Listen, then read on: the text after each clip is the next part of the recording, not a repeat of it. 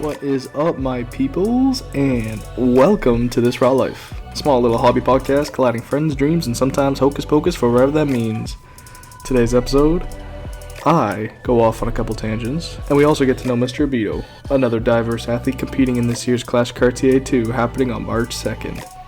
Now, whether a genetically modified raccoon escaping that insane military research complex, or just a dude looking at that easy DIY job that couldn't take more than the rest of the day, you better start looking into your plans for the rest of the week.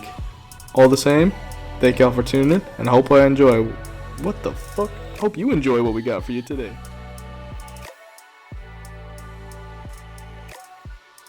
Welcome everybody to episode 13 of This Raw Life. It's your hosts Nathan and Uncle Evan, and we're joined by Mr. Ibeto, who's going to be competing in the Clash Cartier tournament competition March this year for his first round, his first fight, and we've done a lot now, actually. How many fighters have we got from this series now? We almost have all of them. We got to get maybe three more.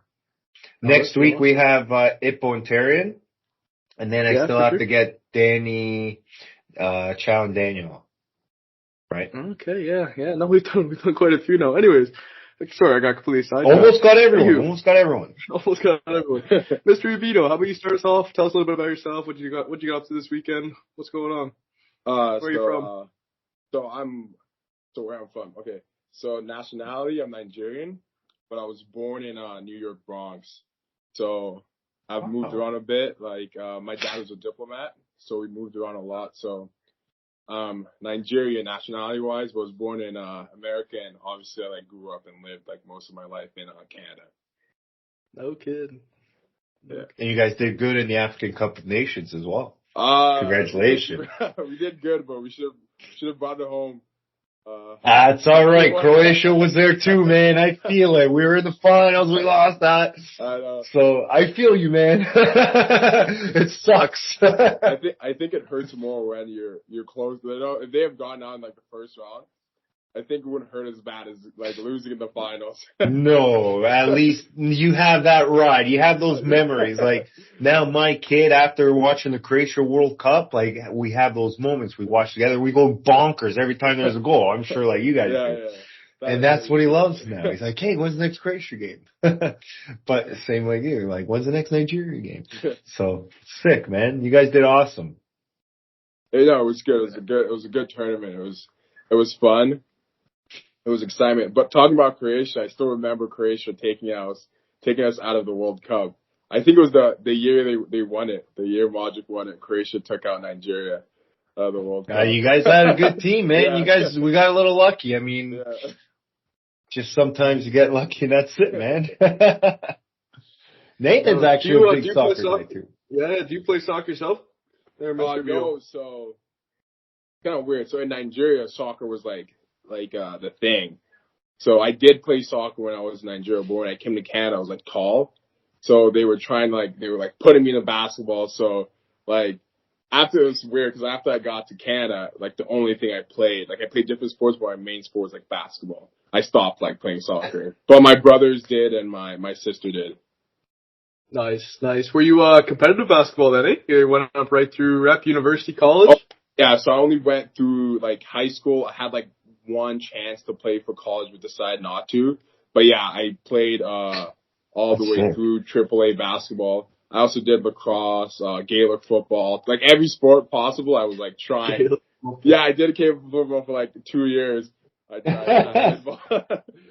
Hey. I was the goalie. It was pretty fun. He's a big boy, man. I sparred him this weekend. He's a tank. He's big. He's strong. That's it. Those big hits, you're gonna rely on those big hits for the fight coming up, eh? That's it. So anyways, how often are you training nowadays? Are you 4, 5, 6 days a week you're hitting boxing and cardio I think I'm one of the bad ones that try to I try to go when I can. I do the shadow boxing on my own, but since I'm in school, sometimes it doesn't line up to me to get into the sparring sessions much. But I'm trying to catch up now. But I'm feeling good. For the fight. I love it. It's a fun sport. It's out of all the sports I've done, I think it's one of my favorite. It's the cardio, man. Just make sure you don't have enough in the tank for round 3. Roger. So what'd you guys get up to on the weekend? I want to hear about what your lives are like outside of this. Like outside of your work, school, training for boxing. What do you guys get up to on the weekends nowadays? Well, this weekend was the Super Bowl. So yes. had my parlays, had my bets going. Did you win? There? No. Oh no! I won one. I did. I put the Chiefs to win, but like most of it was like on the San Fran side because I'm not a Chiefs fan. I was betting against them. But usually I'm like watching sports. I'm big on like fantasy football, big on basketball. I still like the New York Knicks are my like favorite team. So that's usually what I'm doing, usually watching sports. How about you, Uncle? Yeah. How about you? With me, it's all about my kids' soccer. So I'm driving them somewhere to soccer every single day. And then, soccer, I come back, I have lunch with the wife. And then let's say on Sunday, I have to go right away to boxing for a few hours. And then sometimes my kid comes with me, so it's a little easier on the family. And then like after we got the Super Bowl, and then just trying to get those tickets sold. You know what I mean? Yeah. So that's the plan. But Nate, what about you? You're one of the fittest guys on our national team here for Canada. So tell me, like, how often do you train? How much do you train? I know you were saying you keep streaks of like. You haven't drank for a few days or you stretched and worked out for a number of days. Tell us more about your routine. So, maybe if someone wants to copy you or follow you, if it helps anyone, that's the whole plan, right? So, 100%. So I'm training. I actually had to cut back soccer a little bit because I'm going to be going for ankle surgery soon for removing a cyst out of my right ankle. Oh. I had it actually all of Ireland and it got a lot worse when I started back up in the new year. So that was a pain coming back for that. But anyways, so I journal fairly obsessively actually. I think I have like OCD or something like that. But I go through like a bunch of different trackers and some of them being like drinking, smoking, vaping, days of physical activity, flossing, meditating, doing cold shock therapy, and reading. And then I sort of evaluate my days like different facets of life. Like I talk about like out of 10, I rate physical health, mental health, career productivity, friendships, relationships, and general happiness for the day. And then I basically go hour by hour what I did for the day. Take us through your day today. Rate your day. What's going on? Tell us about yourself, man. I'll zip through the weekend because it was actually it was a bit of an unconventional weekend. I definitely did a bunch of different activities during this past weekend, but every weekend's been sort of building in its own way. I'm sort of figuring it out as I go along. But Friday evening I got off. I was off around noon, and I wanted to go to sleep because I had a long night coming up, which we'll talk about in a sec. And then and there was a call that I was expecting because I sent a card for an inspection, a car that I was hoping to buy. I was prospecting for, so I did a pre-purchase inspection on it. And it was taking until about 3-4 o'clock so that I'd be able to, so it was they were gonna call me back when they said it was good and the guy can come pick it up, right? But they never called me until like 7 p.m., right? So I was basically staying up for no reason. So during that time I went out for a hike and then I came back and then I biked downtown. So I was volunteering at the Salvation Army. So I was there from 5 to 6 p.m. Didn't have any time to grab a lunch because I was out for a hike and then I came back and I had to literally get on my bike and leave right away. So I was there until 6 o'clock. But while I was there, the head chef put a couple of chicken wings and samosas off to the side for me. So I had something to grab while I was out there after night. But anyways, so finished there for about 6 o'clock and then I hopped on my bike again. And I thought it was only going to be about a 5-minute, 10-minute bike ride, but it ended up being a 20-minute bike ride to the ambulance services in BC here. The BC Emergency Health Services. So I did my first shift as an observer with the paramedics. I was basically hopping in the car with them, and I was driving around with them, going out for calls with them all night. And like anyone who's watching this, there's that opportunity is everywhere. So you just gotta be open-minded and be ready to look for something like that. So we went on 6 calls during the night. 6 calls on the one night? Yeah. We did 6 calls during the night. The first one, there was an old senior guy. He took a tumble. He excreted a bunch of internal bodily fluids that sometimes would be preferable inside. And And then we went on another call. Another guy had some some very, very swollen feet because he's been on them all day. He's actually part of the street community, so he's It was an interesting interaction. I've never really interacted with people from the street communities, especially from that position. I was just sort of sitting there, staring, watching the paramedics do their job, get their history, get their questions. I'm not going to go through all 6, but the most interesting one was there was one guy, I think he was on Enzo's or something. He was like a really heavy overdose. He smoked a crack pipe, and he was stumbling through the middle of traffic throughout all the night, and the police caught him off, took him off to the side, and by the time we got there, like, he was so incoherent, and it was very interesting having trying to listen to them try to talk with this guy. Like, he was just head down, drooling, and just like talking, like making mumbling noises, but that was his only form of communication. And there was a comment that I asked one of the paramedics, and I asked her, I said, I wonder what's going through his head right now. And I thought that was an interesting, take, right? See what she thought. And she said, yeah, I never want to imagine it. And immediately there, that shut down the conversation, and I just stopped and stared and thought about it for a bit. And that completely changed my direction of the night. Right. So anyways, I was there from 6:30 p.m. till 6:30 a.m. and then I hauled ours back. So bike back, I was back around 7 o'clock. And then I met up with my mentor and I spoke with him for about an hour. And then I passed out for 8 hours. So I slept. And then I got up, did some rock climbing, hung out with my mentor for the rest of the night. That's awesome. Yeah, we were just catching up we were pretty tired by the end of the night, but, and then Saturday, that was Saturday. And then Sunday, we went to an African drum class. We went to a No free way. drumming workshop. Yeah. So we went to a free drumming workshop, and then I went to go watch the Super Bowl with a bunch of friends after that. So one of my biggest regrets was actually during that African drum class throughout the weekend. And there was a moment where we had like 10 different parts of a band playing. Like, some people were on drums, people were on like the Rainmakers, some people were on like these different set of bass drums. Somebody was at the front guiding it, and then some people were on like these African xylophone things. They had like the gourds or whatever with and they were making some really cool noises, like a rainforest or a jungle sort of noises.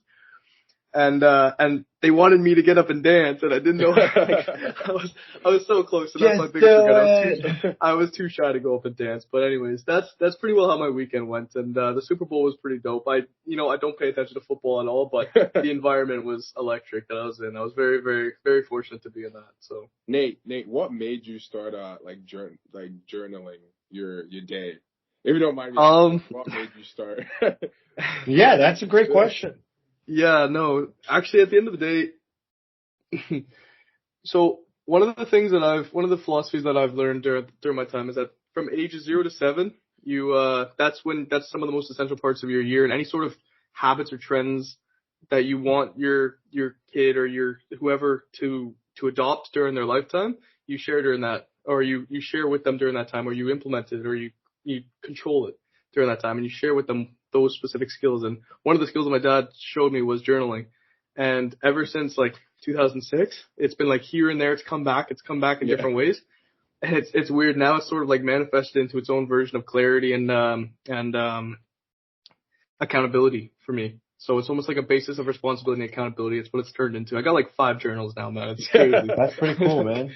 I got different ones. I got research, subjective journaling, objective journaling, health journal, and then a gratuity journal. So one thing I'm just happy about health is sort of anytime I stop and start different supplementation, vitamin supplementation, creatine, stuff like that.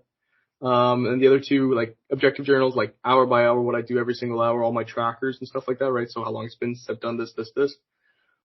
Subjective journaling, a little bit of creative writing, right? So write whatever I want, different ideas that come to mind. And then the last one, the research is just anything that I find interesting, has to go in there. So different philosophical ideals, right? Different medical conditions, different, eating dark chocolate, why go into the water why go into the ocean water, right? There's a lot of different side effects that I can just ask Google, ask GPT, and then, write it down, right? Take notes. Anyways, that's what I got up to this weekend around 5. You're a busy guy, man. That's amazing. And so Nathan obviously started this podcast. And he asked me to join, help him out, and here we are. And then doing the Clash of Car Chase series. So Ami, we want to know more about you. Tell us more about yourself. you told us already where you're from and everything, but like, how's your training going? Like you're fighting Josh, who's another heavyweight. It's gonna be a tilt, man. It's gonna be a big rocky fight. Like, Nate, I sparred him this weekend, man. He could punch, man. I was trying to eat after Super Bowl. I'm like, oh man, my jaw's a little sore. No, it's gonna be a good one. I'm looking forward to it. Like, I'm a big like UFC fight fan. I'm a big boxing fan, so I've always been like kind of like athletic and coordinated. So picking up the boxing aspect of it was kind of like easier for me. It was the cardio like I struggled with, because all the sports I'm used to, like I didn't, like I said, I didn't play soccer where it's like you got to keep that constant pace or that constant like cardio. I'll do like short, like, basketball, you run back, you get a break on defense a little bit, like little breaks in between. So doing something like boxing where it's like you got to be go, go, go, and you don't control the tempo, like the guy you're fighting, like for example, Josh, when I sparred him once, he was controlling like the tempo, so I couldn't get my breaks in, or like when you would just advance. So that's like where I'm like trying to work in, is like how to like control my cardio, because like the power's there, like, I'm very good at picking it up quickly, but it was like being able to like, when the person's controlling the momentum, being able to stay at their pace. But I'm really like excited, like it's gonna be a good one. I wanna, like, there's a lot of emphasis of like coach saying it doesn't want to be a brawl. He wants it to be a box, to be entertaining for the fans. So that's what, like, people are paying money. So I want to make sure like the people who are coming to see me, or the people who are coming to see Josh, or the people who are just coming in general, are going to come and have like a good time, feeling good about like spending $40. Yeah, no, it's awesome. So when we were sparring, how was your cardio in the third round? Oh, gas. I was feeling like the first round I was feeling good. The third one I start noticing like I'm always thinking. I'm still like, even though I'm tired, I'm thinking, but I'm thinking, oh man, I see some punches, but I don't want to throw those punches because I'm like tired. So I'm like just like, okay, let me just like wait till he does something, So I wouldn't be as like proactive in like the stuff I see, or the angles or the shots I see. I wouldn't take them just because I'm so tired. Or then like my hands, I'm sure it's like my hands will like come down, like if I throw something. Everyone's hands come down though. Doesn't matter. We're all amateurs. So I was gassed, but like from the first time I sparred, there is like improvement, because like the first time I sparred and I got to the third round, I wasn't like throwing punches. I was just like running up and then hugging, and then running up and then hugging. I just but you have that advantage because you're a big guy. So I mean, if you're leaning on me in that, you're gonna gas me out a lot faster. So, but no, you did really well in our fight. I was trying to throw in some feints, try and gas you out a little more, but you're doing good, man. And you connected with me a lot, so keep that up, man. You're killing it. Yeah, it was a good spar. It was like, I remember you caught me with one shot. I don't remember what it was. I just remember like, oh, okay, gotta keep the heads up. I don't remember what shot it was. I just remember, I think it was the right side, but like I threw something. I kind of like was like peeling, like leaning back, trying to dodge it, and then you caught me like, oh shit, I gotta keep the head up. It's all good. We all get lucky a few times, He's got a athletic idol, someone that you idolize for either their athletic capabilities or their whether it's boxing, soccer, just a friend, or even a celebrity in any of those sports. Ivan? Okay. Honestly, like, I have an appreciation for a lot of the greats. So, I mean, if you look at Kobe Bryant, Michael Jordan, Ronaldo, Messi, like, Modric, like, if you look at all those guys, they all have something special about them, whether it's talent. So, even when I'm, training with my kid, I always say, okay, try to pick something like, example, if you're watching Messi all day, what do you like from him? Like, is it his feints? Is his left foot? If you're watching Ronaldo now, is it his headers? Is his strength? Is his speed? Like, what do you like? So everyone has an advantage in some sort of another. So we try to take bits and pieces from every person, and then we try to add that to our game and then see what we can do. Nice. So you yourself, do you have one or no? Do you got a favorite? For myself, my favorite would be Luka Modric, the Croatian guy, because he took us to the World Cup. So, plus he's my kid's favorite, so I want to cheer for him more. So, I mean, it's just like Nigeria. You probably have one of the, Victor, I forget how to say his last name. Osimhen, yeah. The guy's a stud. The guy's incredible. He's a freak athlete. I wish he was on Croatia. But that's awesome, man. I mean, that's what it's there for. How about you, homie? I got two. So first is Conor McGregor, and to me, it's his mental toughness. And not because it's a lot of people, it's easy win to win, but Conor, he is lost, and he still has that capability of, even though like he's been on the news for not some good stuff, he still has that capability of saying that he still believes 100% he's going to win, no matter who he's fighting. No matter the fact that like the way he lost to Khabib and him being able to come back and still act like he's the world champion, it's very hard to do. Like we saw Ronda Rousey, who was on top of the world, take one loss and was never the same. Like even the way she talks about herself, like the confidence was like kind of gone. But Conor doesn't lose that confidence. So I kind of give him that because he's one of the few athletes that I see who are able to take losses. Like they're able to take losses in kind of that fashion. And the second one would be LeBron. And the one I remember,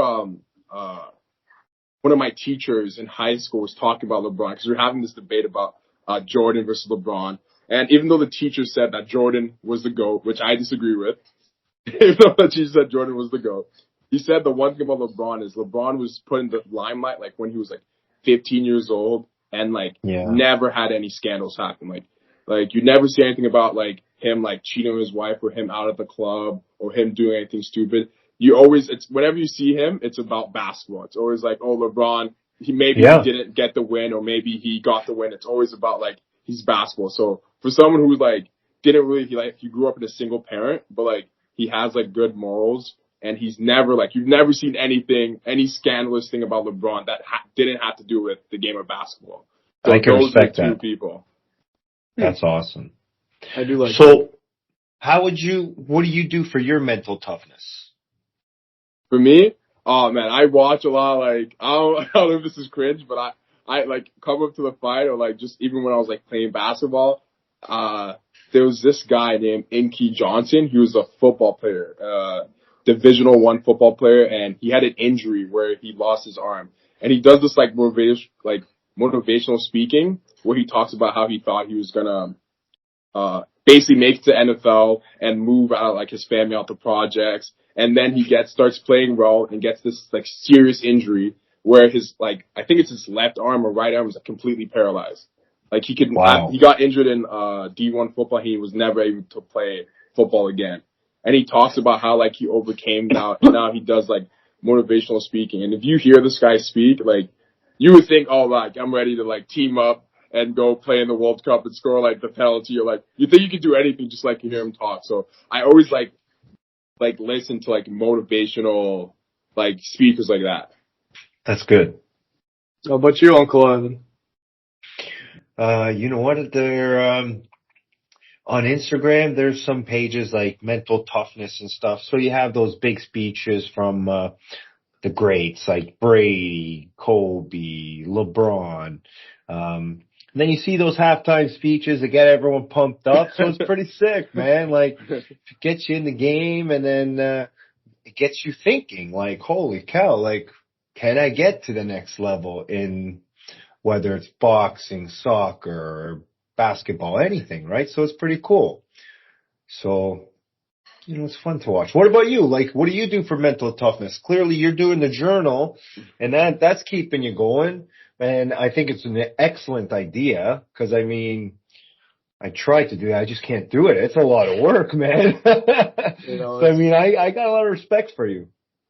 Thank you. No, it's definitely taken its own trajectory of growth, to say the least. But the journaling, like there's one of the strategies I implement in my journal entries every night. It's like 2 roses, 1 thorn, 1 bud, and that's something I'd love talking about. It's like 2 things that are good, 1 thing that's bad about the day, and 1 thing I'm looking forward to. But at the end of the day, like you journal for like 10 minutes a day, and that's not enough for like the really lows during the day. And and I think that everybody has that irregardless. And it's almost like a depth perception that I fall back on when I'm really feeling low. We're so insignificant. Like at the end of the day, we're so minute in our eternal existence and like the impact that we're gonna make on the community at large and society in general. And I think that reminding yourself of that insignificance pushes me and motivates me to want to become something more than just somebody just cruising through. He's got a couple videos posted up, done a little bit of things here, a little bit of things there, but it makes me want to become and fight for creating something that's going to last forever. Yeah. No, I saw, right? I was looking at a few of your episodes. It's pretty cool. And you do the journaling, obviously. So, I mean, that's awesome. And then you're doing a lot of interviews with other communities, which is incredible, just connecting everyone. So good for you, Nate. And, again, congratulations for starting this podcast. It's a big step forward for you, buddy. It wouldn't be where it is without you, Uncle Ad. At the end of the day. Hey, here to help, man. And Mr. Ibeto, you as well. And Ibeto, he's actually part of the Governor General Foot Guard's committee. So he's part of the social team. So he's a big part of the Governor General Foot Guards. It's amazing. He's been helping all year. We try to do an event every month, and he's a backbone. And then now getting him in the boxing ring, it's going to be sick. Right. So what events have you helped out with or been a part of with the Governor General Foot Guards then on the committee? Yeah. What have you guys done? So they've been trying to get me to do it for like last year, and I couldn't. So this year I was like, okay, I'll do it because we're trying to bring back some of the old culture and like how the mess was before like COVID and a bit. So we're trying to like rebuild it. So this year we decided we want to do like an event every month for people to come to. So we've done like little parties like the Halloween party, Remembrance Day. We had like a UFC fight night where we got like people to come in and bring their friends and come to the mess and watch the UFC. But I think the best one was weekends at Ivan's, where we went to the cottage and like we had the guys cooking like chicken, cooking food, and we spent like the weekend at Ivan's cottage. I think that's like something that people want to see us keep doing. Hopefully Ivan keeps allowing us. I'll keep going for vice president. This way I can be the right-hand man of any new president, and it'll be a little easier to sell to my wife as well. Hey, Governor General Foot Guard's cottage weekend. Now that's awesome. How many times have you guys done events? Hosted events at your place there, Uncle Ed? I just started this year. Just to try and get the trend going, see if there's enough interest. So there is, and a lot of people want to make it even bigger. So we're going to try and do it at the beginning of every military year, just so before people go on courses and stuff. Let's get a big party going and, invite all the new and former guards and just make it one big, community. Trying to help each other out as much as we can. I like that.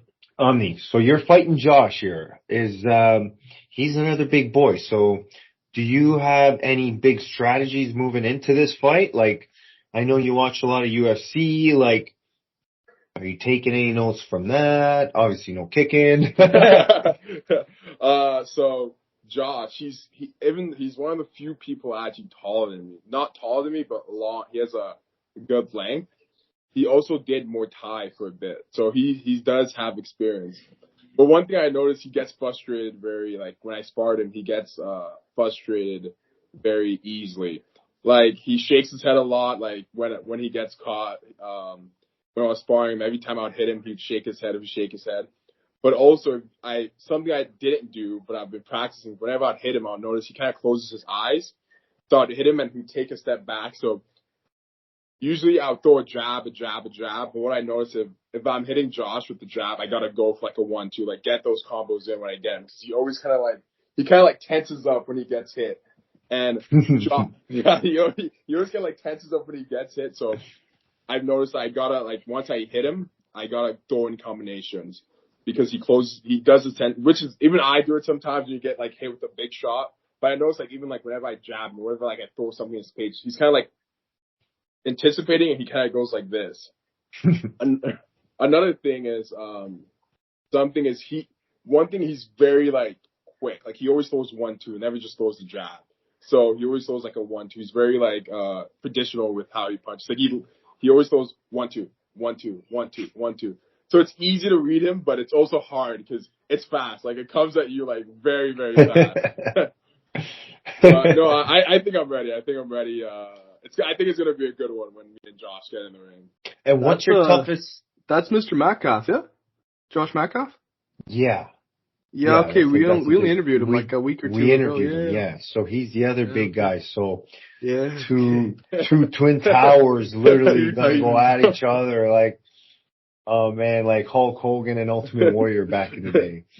So, but Omni, listen, what's the toughest part of gearing up for Clash of Cartier? Because I know you were saying you had some troubles training, where we interview most boxers, they're almost training every single day. Yeah. So tell us a little bit, what obstacles you're running into. This way, we understand what you're going through and maybe we can understand how to deal with it a little bit. Yeah. So Sundays are when we train. Sundays is also like when I go to church. So it's always time trying to figure out a ride to get to like training from church, changing and stuff. But I'm kind of like, okay, I gotta dedicate this last like month to just going there and just like training. But I've been doing all like the shadow rounds. But another thing I've been doing is just kind of taking what the coaches are saying, and I keep hearing the same stuff. It's like people always, no matter how many times you say it, people always go in there and they try to get the finish in the first one, and you lose all the energy. So like I've just been in my head like no matter what, you're just gonna take it calm. You're gonna be calm. You're gonna like stick to the game plan. I kind of just keep repeating over and over and over and over again because they keep saying, like all the coaches keep saying, the main reason people lose their first fight, no matter how good they were in like sparring or in training or like the cardio was they try to get the knockout or they get too intense because they get hit and they try to finish it too quick and they use all the energy in the last 30 seconds. So like build up to the fight every single time, like, okay, you're going to be calm. You're going to be calm. No matter what, you're going to be calm. You're going to be calm. So that's like the main thing, trying to make sure that when like the adrenaline's going, when the excitement goes, I'm able to like just like calm down and just stick to the plan. And I'll tell you right now from experience, that first round is going to be the hardest. Everyone's cheering for you. You're already nervous. You're like, oh man, I'm going into a big fight now. This guy's going to punch me in the face. And then he punched you in the face and you want to react and get him back. You're like, oh my God, I'm so tired. Is there, do you got some habits, good habits and bad habits, whether with your training and with your boxing that that could be either beneficial or detrimental to your performance? For myself, last year I did a lot more heavy bag and a lot less cardio. This year I've been doing skipping like crazy. I like every day just going bonkers on the skipping, but a lot less on the heavy bag. So, I mean, now I see it in my own, like when I tape it, that I look a lot better in my movement. However, the power's not there. But it is what it is. You gotta give and take a little bit. Okay. For me, two things. I know the power's there, but it's being like kind of quick. Like when you see it throwing and being snappy with it. And the second thing is when I am snappy and when I do get that nice connect, not to like watch, because I'll go in there and I'll get like a nice little 1-2, a nice little combination of like, oh yeah, like watching, and then I get hit. So it's being able to like stay in the fight. Like once you get a nice little connect, you still gotta like play defense. You can't be like watching like what you just did. You can't be like looking like, oh, like clapping yourself because you did something nice. So Nate, back to you here with your soccer. So tell us like how much are you training? Where are you training? Where are you playing? And then how's your military base? Like tell us a little bit more about your military base team.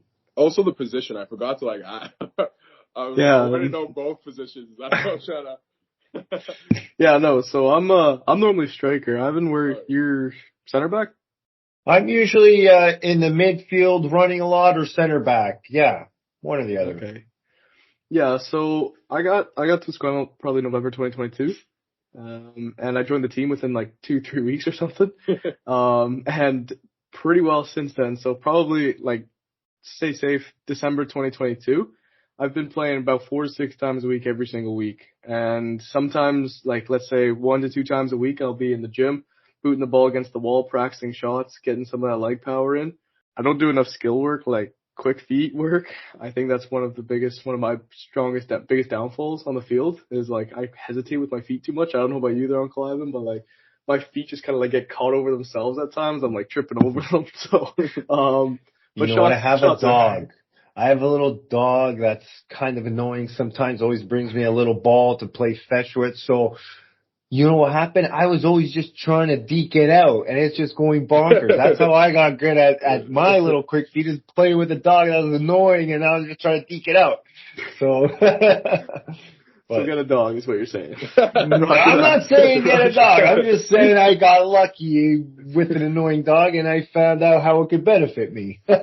Roger that. Yeah, so and then during the spring season I was on I think three different teams. We were having games 3 times a week and then practice once a week. So I was about 4 times of like club soccer and then training outside that. So recently though, our club's actually been expanding a lot. So we've had one team in like there's in the Victoria League in the Vancouver Island Soccer League, there's like 5 divisions, and we're in the 4th division right now. Fourth, like second from bottom division.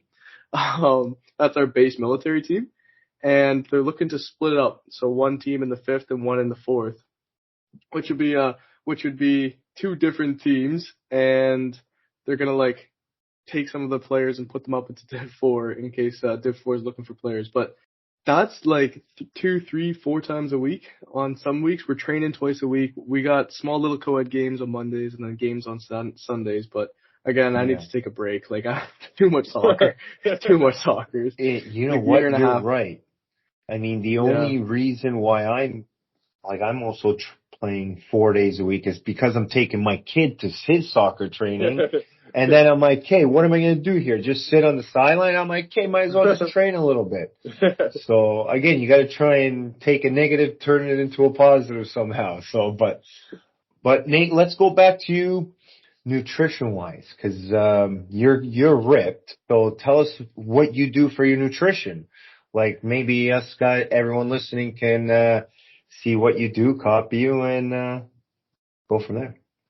Again, I'm on the military diet. I don't know if you guys can attest to that. I don't know if you guys are actually, are you a reservist, Mr. Beto? Yeah. Okay. So you're not breakfast, lunch, and dinner in the galley. Okay. Right. So I'm still sort of breakfast, lunch, and dinner in the galley there, but in the mornings I'll have what 3 eggs, 2 sausages, a bowl of fruit, normally in a sandwich with some cream cheese and tomato and extra meat on it. I pretty well have the exact same thing every single breakfast, but sometimes I'll come home and I'll grab shakes. And I'll toss some creatine, collagen, glutamine, and protein in it, and then it'll be a yogurt, a banana, and then basically some milk with it. Sometimes I'll get feisty and toss a chocolate chip cookie in there as well. It's definitely a recommendation, or some Oreos if any of you guys are feeling spicy. But yeah, a lot of decent snacking. But you know what? There's a big cupboard counter full of desserts, and I look at that, and cookies are my weakness. But like, I'm normally like 1 to 2 cookies is reasonable. So I try to like look the other way every time I look over at that cupboard or shelf of desserts. But you know, I think everybody's got a little bit of a sweet tooth here and there nowadays. But yeah, I definitely for the most part, a decent amount of veggies. Like there are different ways of like rationing different meals. So let's say when you're in a training phase, I don't know if you remember this debrief for the SISM camp there, Ivan. When you're looking at like 25-25 with what is it, carbs and veggies when you're doing certain training and 50% protein, and then when you're doing like a more like intense training, you're looking at 33 even portions right across. So like right, you could play with different portions if you max out, or if you actually are like paying attention to your diet. And it's one way of like enhancing your training and sort of making sure you get the right nutrients for different loading phases of your training. So anyways, that's just my own personal thing. How about you, Mr. Ibeto? Hold on, let's stick with you for a second still. So, because you're training a lot, like what other weight training are you doing? Tell us more about everything that you do. Yeah, so, okay. Like, what's your program right now? Are you training for a course that's coming up? Are you training for soccer? Like, what's going on here?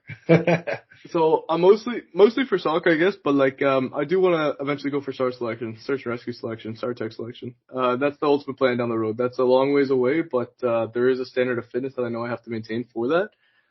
So again, I'm soccer even still right now I'm 2 to 3 times a week of soccer. There is hikes that I regularly do, probably 2 to 3 times a week. January was we called it just January, and then we got February as fuck off February, and then March is gonna be Madman March, right? So it's sort of like February is going to be a bit of a relaxed month, but during January, Mondays we'd start with a 5 to 10K run, so somewhere 5, 7, or 10K run first thing Monday morning before we get to work.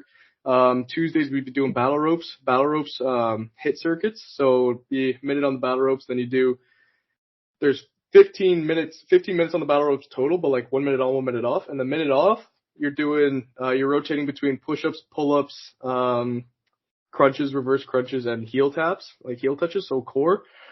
And you'd rotate through that for the 15 sets. And then Wednesday was assault bikes. So I don't know if you guys have been on a assault bike. It's like it's like a regular bike, but you got the hands going as well. So that's about 20 minutes, 25 minutes, and that's minute on, minute off. But the minute on, you're basically hitting 60 RPM.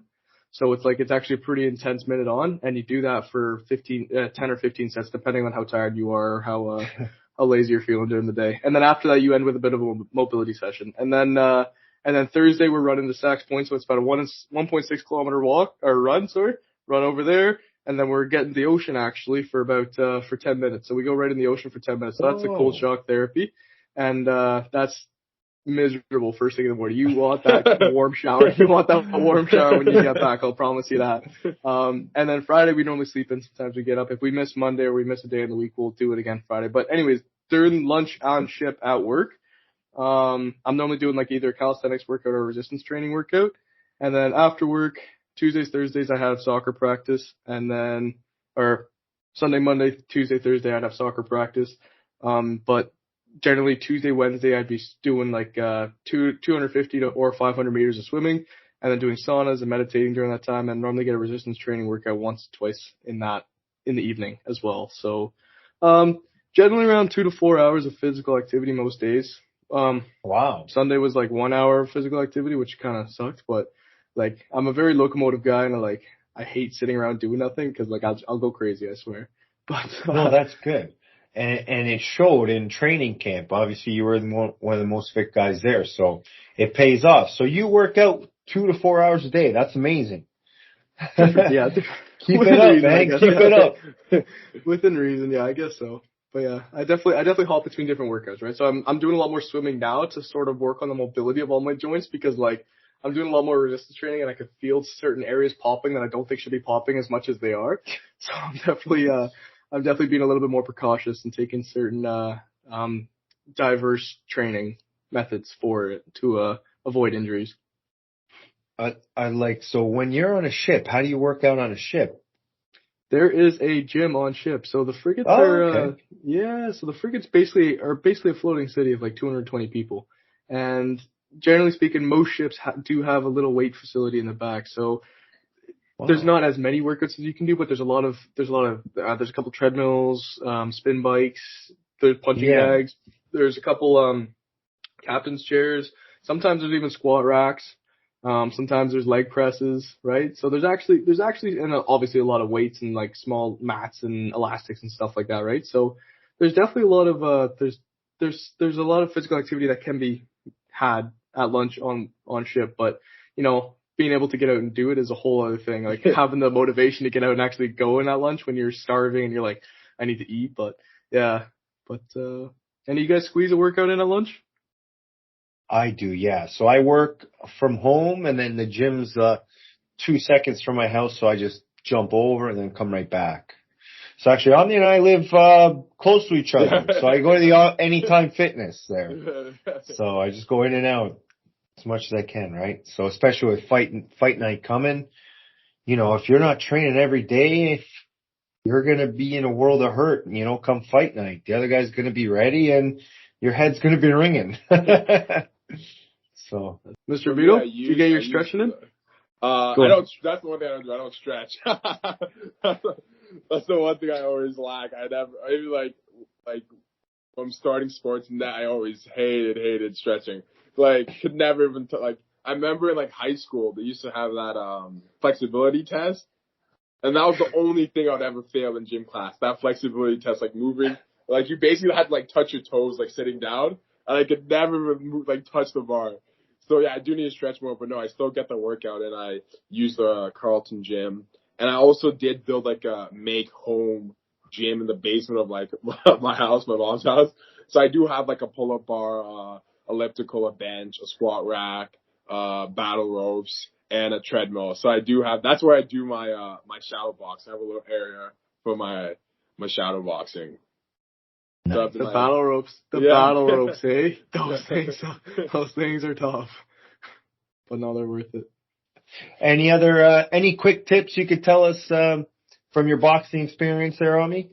Repetition. So one thing is I noticed was whenever you're throwing those jabs, like you start off like Sunday. We start off the Sunday. We're doing skipping rope, which I find fairly easy. What gets to me is like you throw so many jabs throughout the day that. Like when you get to like sparring at the end, or like you notice like it's hard to even keep your hands up. It's hard to even like throw your jab. Yeah, you're not used to working. I don't know what muscle it's called. I don't know what muscle it is. But what's working there? Yeah, you're not used to like working that muscle. Like man, it feels like it's a workout just like trying to keep my arm up after like throwing so many jabs. So like what Coach Steph told me was like he was like, man, you're really good at those jabs, but you gotta like try to get like 300 a day, 300. No matter what you're doing, just like throw jabs, work that muscle, so that you don't feel like that tiredness that comes with like just having to keep your hand up and having to throw that jab. It's muscles, like you know, I've done a lot of sports, so I'm like a pretty fit guy. But when you're doing boxing, I find there's like muscles you're not used to using. You know, like these muscles you're not used to using, and you start like, oh my god, like just keeping my hand up is like a workout. What's your favorite exercise in boxing?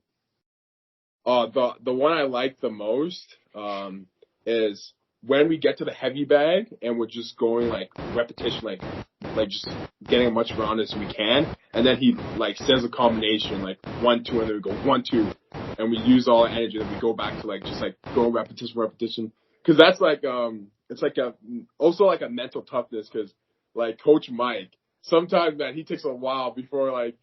he allows you to like get a break, so you're like, oh man, I can't keep going. And then he's like 1-2, and then you go 1-2, 1-2, 1-2, 1-2. So like you're fighting with like the coach, because you're fighting with yourself, and you don't know how long that workout is gonna be, because you're not the one controlling it. Like whenever I'm like shadow boxing, no, I like it, but I'm the one controlling like my tempo. I'm the one controlling how much like exertion I use. Whenever it's like him counting out like we're just going repetitions till he calls out the combinations, that's like you gotta like throw it even though you're tired, because he's calling it out and he's controlling the tempo you're putting in. He's controlling like basically he's controlling like what you're doing, so you can't just like quit. He wants to push you to the next level. Yeah. And it showed, like even when I'm looking at your previous sparring videos to when we fought yesterday, big difference, buddy. Big difference. I mean, you can tell who's actually practicing their shadow boxing, and you can tell the guys who aren't. And it shows in the sessions, right? So good job, man. You're killing it. Thank you. I just I want to win for the regiment, but I also want it because the like Beaver boxing, and my friend used to box for Beaver. They're very kind of like known around Ottawa for boxing, and they're putting this event. I know they also have like firefighters, cops, and like Fight for the Cure. So they have all these boxing events that's like going on. So them doing this and like putting my name out there, I want to make sure that I pull out, not only do I get the win, but we pull out like a good product, but also so we can continue it.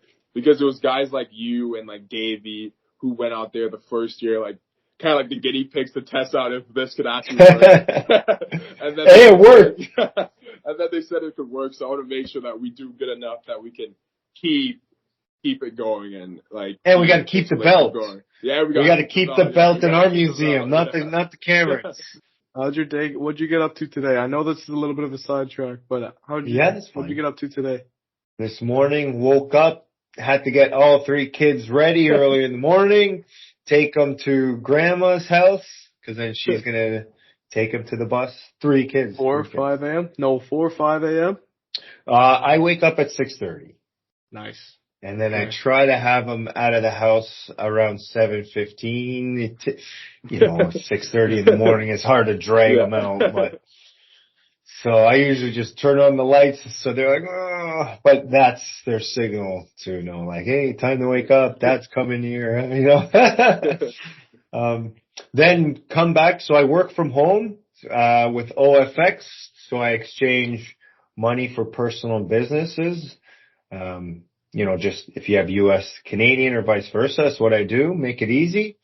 Then right after I finish at 4:30, we pick up the kids, and I usually got to take them to soccer.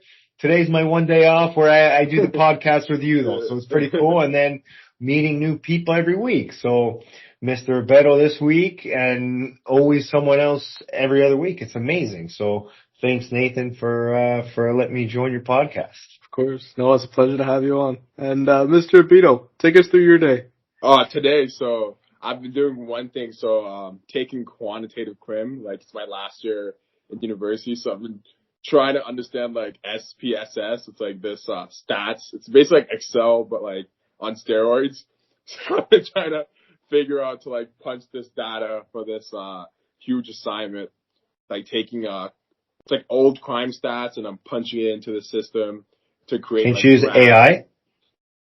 You can't. The way it's done is like the teacher's very smart.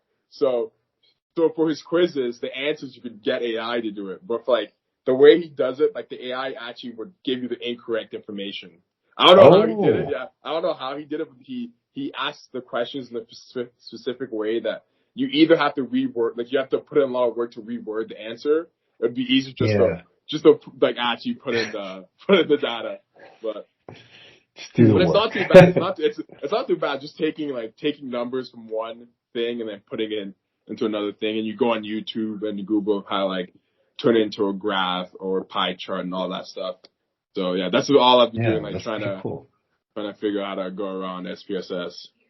How about you? Get some training in today, or did you get a nap time in? No, so I do. So I'm a night animal. So I do my stuff I like doing it like at night. Like I like doing it because usually like there's always like calls or texts or stuff going in the daytime. So I usually work out like at night, like around like 11 to 12. But I don't get as much sleep as I should have. Yeah.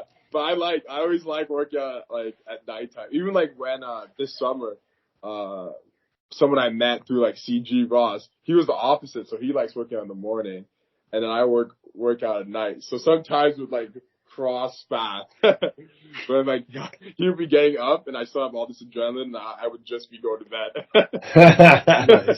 Nice, awesome. Yeah. So Nate, Mr.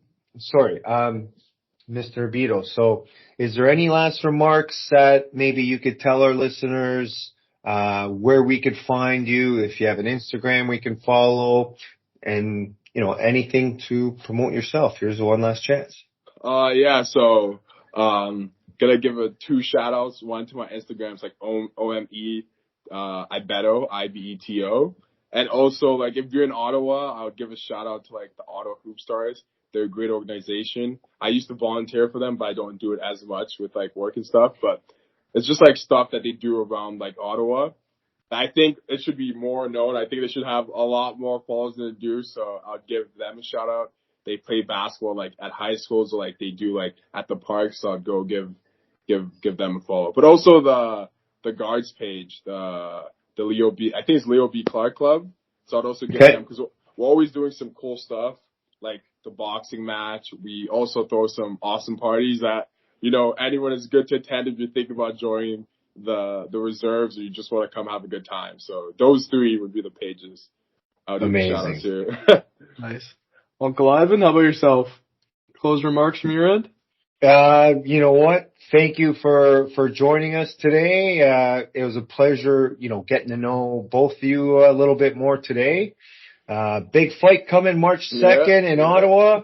I'm posting as much as I can on Cousin Ive, on Instagram, and I'll be tagging everyone, so everyone gets to know all the fighters come fight night. So thank you so much to the both of you, and can't wait to do this again next week. Yeah, no. And thanks a lot, guys, for tuning in. If you are. If you aren't, then you're missing out as always. Mr. Ibeto, thanks again for coming out for us. Thank you, Uncle Ivan. Awesome. Thanks so much, gentlemen. You guys have a great night, eh? Thanks for tuning in, of course. Hope you learned a thing or two, or maybe even thought about if chickens deserve to be treated the same as bananas. Because I sure did. Anywho, next week's episode, we'll be meeting two more of the boxers for the upcoming Clash Karate series, Mr. Taryn and Mr. Ibeto. Until next time. And don't forget to do some sit-ups. Because we're all doing too much core nowadays, right? Anyways, I'm watching you. Don't think I'm not. Toodles.